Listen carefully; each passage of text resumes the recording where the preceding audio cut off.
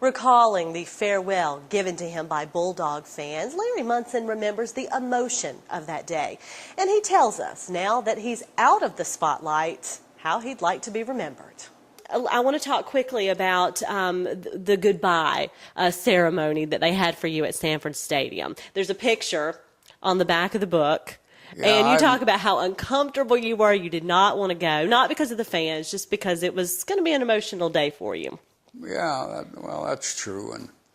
And the students just erupted, you know. And I was standing in the middle of the circle of a lot of people out in the field. And it was kind of a rainy day in a way.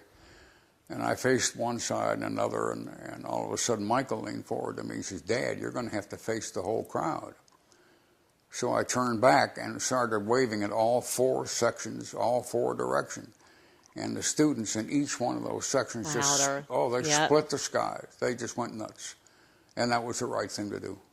How did you feel that day? I can't even, you must have felt like a rock star. Look closely at that picture, you'll see I'm just starting to cry. So then after you went home that day, was it like, phew, well, it's over? Well, I guess it was. I may have gotten to that quote, "it's over" deal sooner than that. But yeah, I thought that those four sections that I turned to, with so many thousands of students in each section, that kind of wrapped it up. And kids, too, because I guess you're getting used to the different generations, knowing who you are now. Yeah, I guess that's probably true. And your voice will be around long after you're gone. Well, it might be, but just think I could have snuck into some bar every night in Athens, maybe changed bars every third night, and had one bass player with me.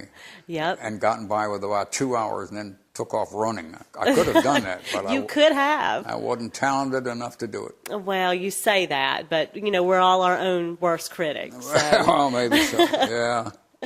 What is the one thing you would like fans to remember about you? Oh no, I don't know. He wanted to win too hard, and he never quit talking about fishing and hunting. And both of those things are probably true.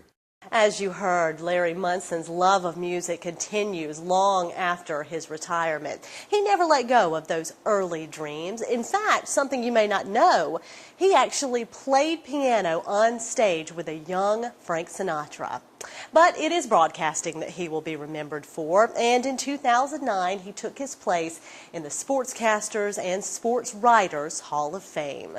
For ABH Online, I'm Andrea Griffith.